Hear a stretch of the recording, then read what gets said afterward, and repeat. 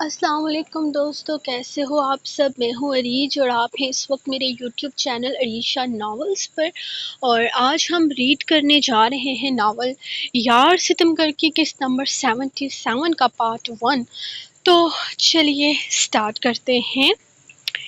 یار ستمگر قسط number 77 part 1، تحریر عریج شاہ۔ اس کا زوردار تھپڑ کھانے کے بعد بھی ازبک کے چہرے سے مسکراہٹ جدا نہ ہوئی تھی، جبکہ آئرہ اپنی جگہ حیران رہ گئی تھی۔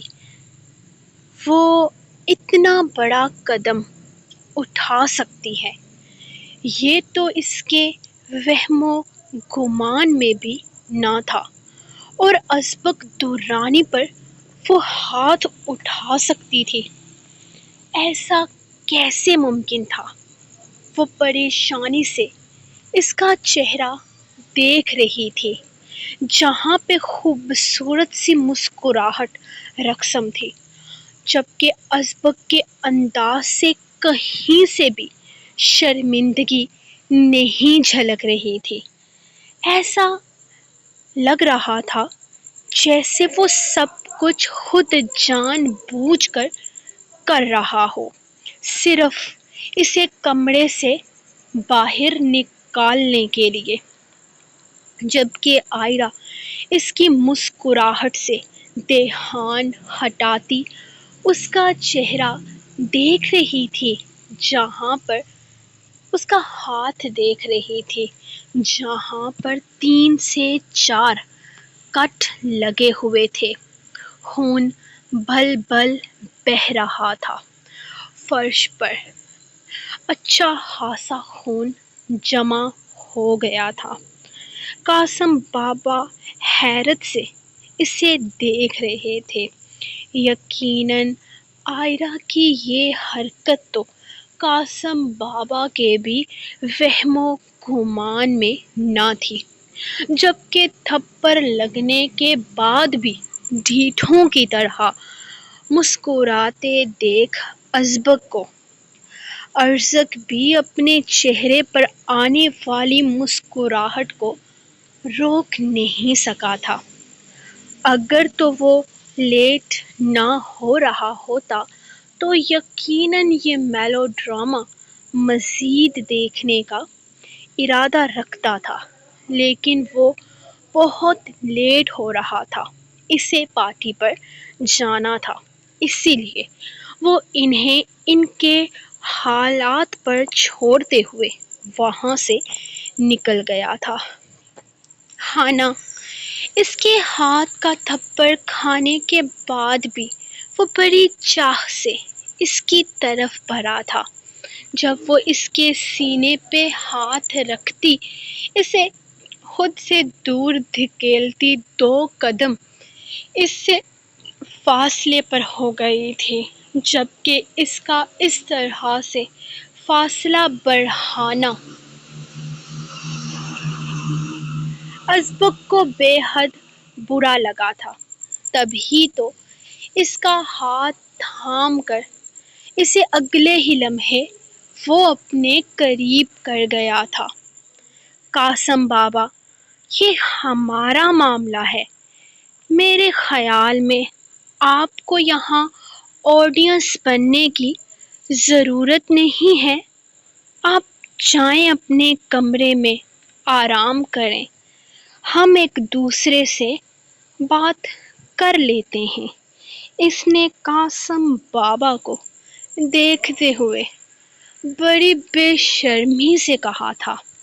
قاسم بابا کا دل تو چاہا کہ جس طرح ایک تھپڑ آئرہ نے مارا ہے، اسی طرح اپنی جوتی اٹھا کر 1-2 وہ بھی لگا دیں، لیکن اپنی یہ خواہش دل میں دبا کر وہ بس انہیں گھور کر رہ گئے تھے۔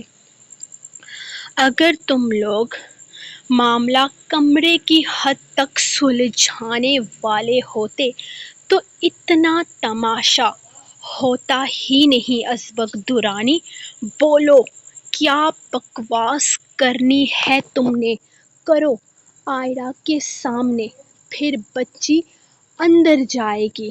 اسے ہرگز اپنی کامیابی مت سمجھنا، وہ تمہاری خاطر کمرے سے نکل آئی ہے، قاسم بابا نے بے حد غصے سے کہا تھا، جبکہ آئرہ اپنا آپ اس کی گرفت سے چھڑوانے میں ہلکان ہوتی اس سے دور ہونے کی کوشش کر رہی تھی، لیکن وہ ازبک درانی تھا، اس سے دور ہو کر وہ سانس کیسے لیتا؟ بس اسی لیے تو وہ اسے اپنی گرفت میں قید کیے ہوئے تھا، یہ سوچے بغیر کہ اس کے سامنے گھر کے بڑے کھڑے ہیں، وہ تو بس اپنی ہی کرنے کا عادی تھا، اور اس وقت بھی وہ اپنی ہی کر رہا تھا۔ چھوڑیں مجھے، کیوں سکون کی سانس نہیں لینے دے رہے؟ آپ کی وجہ سے بہت کچھ برداشت کر چکی ہوں، اب مزید برداشت نہیں کر سکتی، میں نے فیصلہ کر لیا ہے، مجھے آپ کے ساتھ نہیں رہنا، مجھے آپ سے طلاق چاہیے، اور اب آپ میرے اس فیصلے کو بدل نہیں سکتے۔ یہی جاننے میرے کمرے میں آنا چاہتے تھے تو کان کھول کر سن لیجئے، نہیں رہنا مجھے آپ کے ساتھ، نہ آج نہ آنے والے کل میں کبھی۔ آپ کو لگتا ہے یہ زور زبردستی کر کے مجھے اپنے ساتھ زبردستی رکھ لیں گے، تو ایسا ہرگز نہیں ہوگا، یہ میری زندگی ہے ازبک درانی، اور اب اپنی زندگی کا فیصلہ میں خود کروں گی، اپنی زندگی کا اختیار اب میرے پاس ہے، کوئی مجھ پر اپنے فیصلے نہیں تھوپے گا۔ کان کھول کر سن لیجئے، آپ کے ساتھ نہیں رہنا چاہتی میں، آپ سے الگ ہونے کا فیصلہ کر چکی ہوں، آپ رہیں اپنی دوسری بیوی کے ساتھ خوش، مجھے ضرورت نہیں ہے آپ کے جھوٹے دکھاووں کی، میں جیسی ہوں، جو بھی ہوں، بہت خوش ہوں، نہ تو مجھے آپ کا ساتھ چاہیے اور نہ ہی برلاس خان کا نام چاہیے۔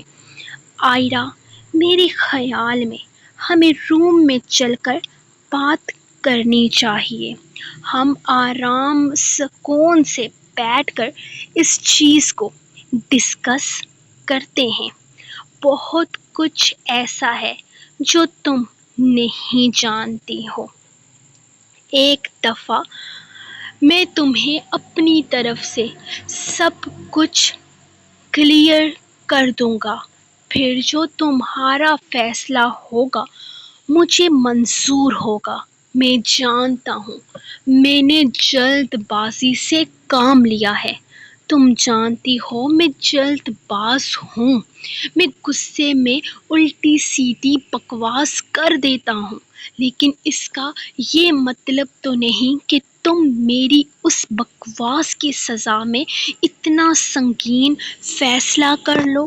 میں جانتا ہوں میں غلط تھا، اپنی غلطی مانتا ہوں، لیکن پھر بھی میں تم سے دور رہنا میرے بس میں نہیں ہے، ہم آرام سکون سے اس معاملے کو ڈسکس کرتے ہیں۔ اس کا ہاتھ تھامے زبردستی اسے کمرے میں لے جانے لگا تھا، جب آئرہ نے پوری شدت سے اسے پیچھے دھکیلتے ہوئے اپنا ہاتھ اس کی گرفت سے چھڑوایا تھا، جبکہ اس کا دھیان ازبک کے ہاتھ سے بہتے خون کی طرف تھا۔ مجھے آپ کے ساتھ کہیں نہیں جانا، جو بھی بات کرنی تھی آپ پوری محفل کے سامنے کر چکے ہیں۔ آپ نے جو فیصلہ سنایا طلاق کا، اور شاید آپ کو یاد ہی ہوگا پچھلے 6 مہینوں میں آپ نے ایک بات بار بار مجھ سے کہی ہے کہ جس دن میں آپ سے طلاق مانگوں گی آپ اسی دن خوشی خوشی مجھے طلاق دے دیں گے۔ آپ خود سے مجھے اس لیے طلاق نہیں دے سکتے کیونکہ آپ کی ماں کی قسم نے آپ کو باندھ رکھا ہے۔ اب کوئی قسم نہیں ہے، میں خود آپ کو اس قسم سے آزاد کرتی ہوں۔ آج میں خود آپ سے طلاق مانگ رہی ہوں، دیجیے طلاق۔ میں آپ کو آپ کے فیصلے امتحان سے نکال رہی ہوں۔ وہ اسے دیکھتے ہوئے سیریس انداز میں بول رہی تھی، جبکہ اپنے غصے کو کنٹرول کرتا وہ مٹھیاں بھینجے بس اس کا چہرہ دیکھ رہا تھا۔ جبکہ قاسم بابا بھی اس سچویشن سے ڈسٹرب لگ رہے تھے۔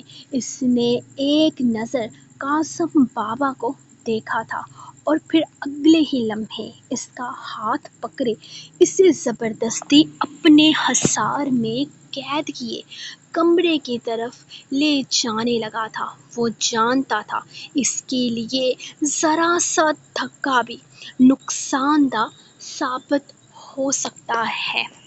وہ اسے چھونے میں بہت احتیاط کرتا تھا کیونکہ وہ اسے کوئی نقصان نہیں پہنچا سکتا تھا۔ پہلے ہی جس طرح کی اذیت سے وہ گزر رہی تھی، اس کے بعد تو ایسا ممکن ہی نہیں تھا کہ ازبک اسے اپنی ذات سے کوئی بھی تکلیف پہنچائے۔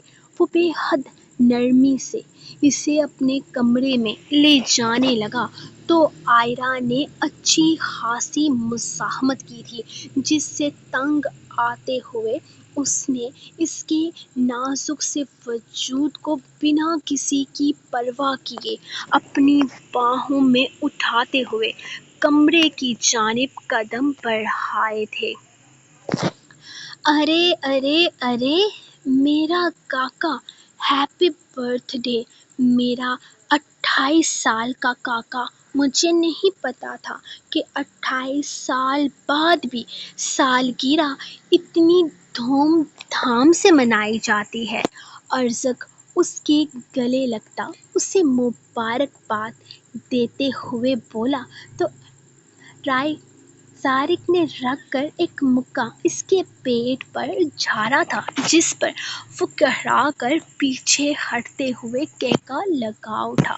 میں نے منع کیا تھا لیکن یہ لوگ میری بات سنتے ہی نہیں ہیں، بس بچوں کی طرح سالگرہ منانی ہے میری۔ حد ہے یار، اب کیا اس عمر میں کیک کاٹتا اچھا لگوں گا؟ اور مہمان کیا کہیں گے؟ تالیاں بجائیں گے اور سنگنگ؟ اسی لیے میں اپنی سالگرہ پر یہاں نہیں ہوتا، وہ تپے ہوئے انداز میں بولا تھا، جبکہ ارزق کا ہنس ہنس کر برا حال ہو رہا تھا۔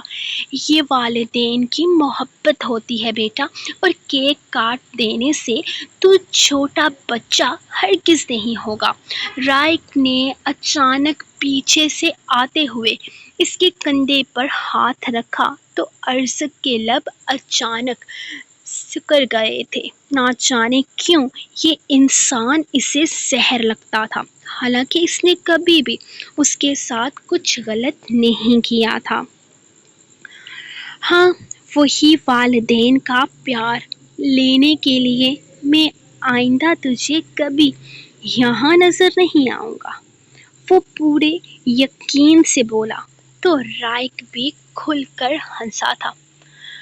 وہ دونوں ہی اس کے پاس کھڑے اس سے باتیں کرنے لگے تھے۔ زارق نے ایک چیز شدت سے نوٹ کی تھی، نہ تو رائق ارزق کو مخاطب کرتا تھا اور نہ ہی ارزق رائق سے کوئی بات کرتا تھا۔ دونوں میں ایک سرد دیوار قائم تھی۔ بھائیوں میں اس طرح کی دیوار نہیں ہونی چاہیے، ایسا زارق کا سمجھنا تھا۔ او بھائی، مجھے چچا کب بنائے گا؟ دیکھ، تیری شادی مجھ سے پہلے ہوئی تھی، ابھی تک تو تیری طرف سے کوئی گڈ نیوز مجھے ملی ہی نہیں۔ مجھے تو لگ رہا تھا کہ میرا بیتاب کنوارا مجھے جلد ہی چچا بننے کا شرف بخشے گا۔ رائق نے اسے گھورتے ہوئے کہا تو زارق کی بیتاب نگاہوں نے پری کو ڈھونڈا تھا، جس کو امامہ بیگم اپنے پاس بٹھائے باتیں کر رہی تھی۔ رائق اور ایلوینا کی شادی کے بعد سے لے کر اب تک وہ انہیں بہت عزیز ہو چکی تھی۔ انشاءاللہ تجھے جلدی ہی گڈ نیوز سننے کو ملے گی۔ تم لوگ باتیں کرو، میں بس ابھی آتا ہوں۔ وہ ان دونوں سے ایکسکیوز کرتا سائڈ پر آیا تھا، جہاں اس کی ماں پری کو بالکل کوئی اہمیت نہ دیتے ہوئے الینا کو سب سے ملا رہی تھی۔ ارے مسز درانی، آپ بتائیے، صرف بیٹے کی برتھ ڈے ہی مناتی رہیں گی یا اس کی شادی کے بارے میں بھی کچھ سوچیں گی؟ ہم تو بس یہ سوچ رہے تھے کہ اب آپ جلد ہی ہمیں زارق کی شادی کا انویٹیشن دیں گی۔ ایک عورت اس کی ماں کے پاس آتے ہوئے کہنے لگی، یقیناً وہ اس کی دوست تھی۔ یہ تو آپ کی بھتیجی ہے نا؟ مجھے کیوں لگ رہا ہے کہ آپ اس کے لیے کافی سیریس ہیں، کافی دوستی ہے دونوں میں۔ اس عورت نے ذیومانی انداز میں کہا تو مسز درانی نے ایک انداز سے مسکراتے ہوئے الینا کو اپنے قریب کیا تھا۔ کچھ ایسا ہی سمجھ لیجیے، بہت عزیز ہے ہماری بھتیجی ہمیں۔ انہوں نے الینا کو اپنے قریب کرتے ہوئے کہا تو زارق، جو ان کے پاس آ کر رکا تھا، ان کی بات سن کر مسکرایا۔ اس کی مسکراہٹ پر اس کی ماں کے چہرے پر بھی بڑی خوبصورت مسکراہٹ آئی تھی جب اس نے اسٹیج کی طرف قدم بڑھائے تھے اور وہاں موجود ڈی جے سے مائیک لے لیا تھا۔ السلام علیکم ایوری ون۔ یقیناً آپ لوگ سوچ رہے ہوں گے کہ آپ کو یہاں پر صرف کیک کھانے کے لیے ملے گا، ایک 28 سال کے بچے کا۔ تو فکر نہ کریں، ایسا کچھ نہیں ہے۔ اس نے اپنی بات کا آغاز کرتے ہوئے کہا تو سب کے چہروں پر مسکراہٹ بکھری تھی۔ وہ کیا ہے کہ میرے ماں باپ کو نا بچپن سے ہی میری سالگرہ منانے کا بہت شوق ہے۔ انہیں اتنے سالوں کے بعد بھی میں چھوٹا بچہ ہی محسوس ہوتا ہوں۔ خیر ہوں تو میں چھوٹا بچہ ہی اپنے ماں باپ کے لیے۔ وہ سر کھجا کر بولا، جبکہ مسٹر اور مسز درانی اس کی باتوں پر مسکرا رہے تھے۔ لیکن اب یہ چھوٹا بچہ بڑا ہونے کا فیصلہ کر چکا ہے۔ میرا مطلب ہے، میں نے شادی کرنے کا فیصلہ کیا ہے۔ مجھے خوشی ہے کہ میرے والدین نے میری پسند کو سراہتے ہوئے مجھے یہ فیصلہ کرنے کی اجازت دی ہے۔ میں نے اپنی لائف پارٹنر ڈھونڈ لی ہے۔ اس کو آپ سب سے ملوانے کے لیے میں نے اپنا ہیپی برتھ ڈے منانے کا فیصلہ کیا ہے، وہ مسکراتے ہوئے بولا، جبکہ وہ جبکہ اب مسٹر اور مسز دورانی کے چہرے کی مسکراہٹ سمٹ چکی تھی۔ ہر والدین کی طرح میرے والدین بھی میرے لیے اچھا فیصلہ کرنا چاہتے ہیں، لیکن اس سے پہلے وہ میرے لیے اچھا فیصلہ کریں، میں نے خود ہی ایک معصومانہ سا فیصلہ کرتے ہوئے اپنی زندگی میں ایک معصوم پری کو شامل کر لیا ہے۔ اس نے پری کی جانب دیکھتے ہوئے کہا تو اسے گھبراہٹ سی محسوس ہونے لگی تھی، جبکہ ارشد کے لب دل فریبی سے مسکرائے تھے۔ چلیے اب آپ لوگوں کو زیادہ انتظار نہیں کرواتے، میں آپ سب کو اپنی بیٹر ہاف سے ملوا دیتا ہوں۔ پری میری جان، اوپر آؤ، اس نے پری کو دیکھتے ہوئے کہا تھا، جو حیرانگی سے یہ سب کچھ سن رہی تھی۔ اس کے اچانک خود کو بلانے پر وہ حیران ہوتے ہوئے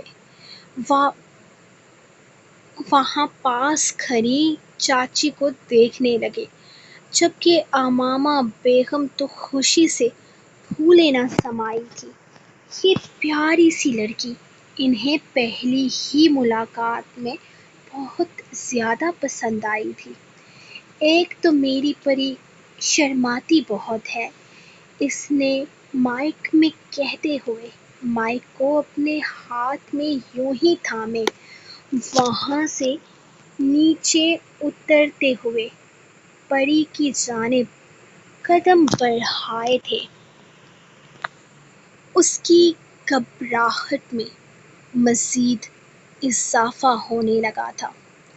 جس کو اہمیت نہ دیتے ہوئے وہ نرمی سے اس کا ہاتھ تھامے اسے اپنے ساتھ اسٹیج کی طرف لے جانے لگا تھا۔ تو گائز، یہ ہے میری پری، میری منکوہا، میری بیوی، میری زندگی، میری جان، میری محبت۔ وہ سرور کے عالم میں بولتا سب پر اس کی اہمیت واضح کرنے لگا تھا۔ آئی نو آپ سب کو ہرگز امید نہ ہوگی کہ یہ ہینڈسم چارمنگ سا بندہ اب اتنی جلدی شادی کے بندھن میں بندھ جائے گا، اس نے ایک دفعہ پھر سے شوخ ہوتے ہوئے کہا تھا۔ ہاں لیکن اب میں شادی کر چکا ہوں تو آنٹی جی آپ کے کوئی چانسز نہیں ہیں، اس نے سامنے کھڑی اپنی ماں کی بیسٹ فرینڈ کی امی کو دیکھتے ہوئے کہا تو وہ منہ بنا سی گئی تھی۔ وہ کافی ہنسمکھ اور جولی سی طبیعت کی تھی، اس عمر میں بھی وہ بہت زندہ دل تھی۔ تم نے میرا دل توڑ دیا زارق، میں تمہیں اس کے لیے کبھی معاف نہیں کروں گی، وہ مزاحیہ انداز میں کہتی سب کو مسکرانے پر مجبور کر گئی تھی۔ بس آنٹی جی، دل کا معاملہ ہے، اس نے پری کو اپنے ساتھ لگاتے ہوئے کہا تھا، اور اب میں اس دل کے معاملے کو آپ سب کے ساتھ شیئر کرنا چاہتا ہوں۔ میں آپ کو اپنی محبت سے ملوانا چاہتا ہوں۔ Meet Mrs professor Zariq Khan Durrani. اس نے پری کا ہاتھ اوپر بلند کرتے ہوئے اسے ایک انداز میں گھما کر اپنی باہوں میں قید کیا تو سب کی سیٹیاں اور تالیاں پری کو پوری طرح سے کنفیوز کر گئی تھیں، جبکہ وہ اسے اپنے ساتھ لگاتا کھل کر ہنسا تھا۔